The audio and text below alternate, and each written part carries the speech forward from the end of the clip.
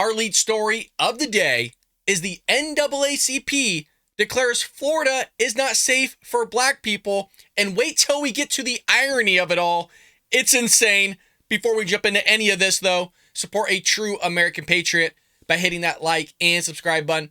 Leave us a short, sweet comment down below. Your help support will be greatly appreciated. Well, we have the NAACP issuing a travel advisory against Florida over the weekend. Ironically, the chairman of the NAACP board of directors lives in Florida.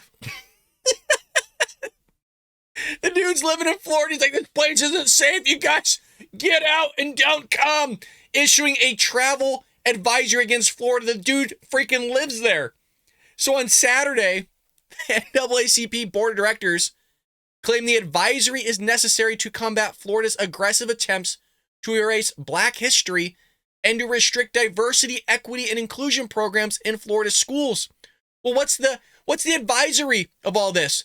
Well, it officially states Florida is openly hostile toward African Americans, people of color, and LGBTQ plus individuals.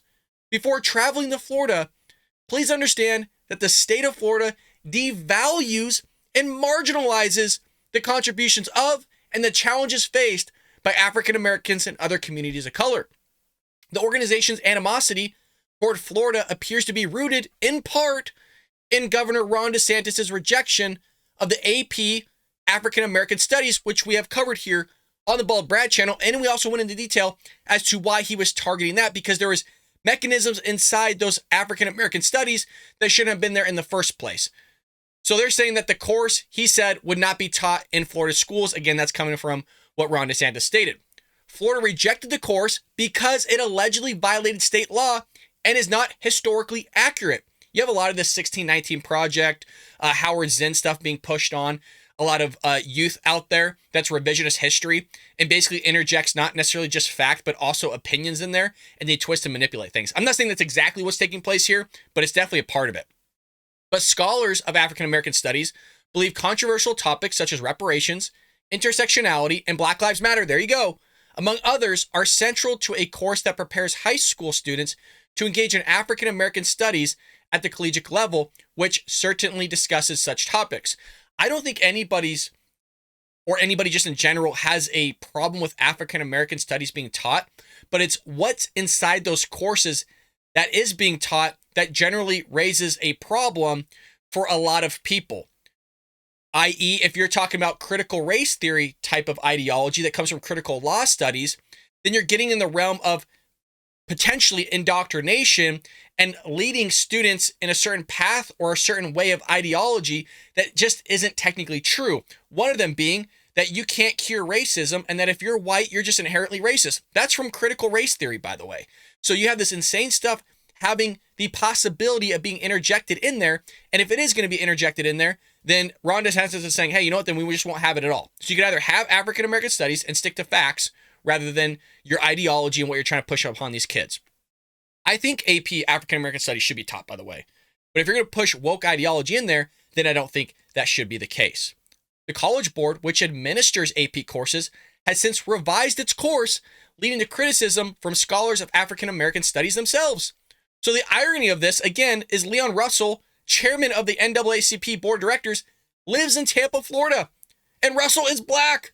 Despite the alleged racist trajectory of Florida leaders, Russell has lived in Florida for nearly half a century. He began working as the head of a county office of human rights in 1977, a position he held for 35 years. He retired in 2012. In light of the NAACP advisory, Florida Republican Party chairman Christian Ziegler offered to help Russell move out of Florida. Quote, true leadership is being willing to do what you ask others to do. Time to step up and move, Ziegler tweeted.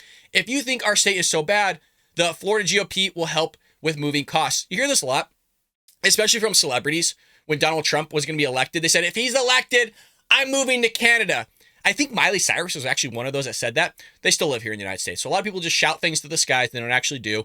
They're going to shout that Florida's somehow racist against black people and it's a threat to black people and you're not safe. Folks, it's silly. If you're an African American, a person of color, a minority, doesn't matter what it is, you are going to probably flourish more in Florida than a lot of other states. That is the state to go to. just even on like tax level, because they don't have state income tax there, you're going to be flourishing way better than you would in California and other areas. But, again, we're going to push this whole narrative out there about race again. It just gets exhausting and tiring. I can't emphasize this enough. The GOP, conservatives, Republicans, we want everybody to flourish.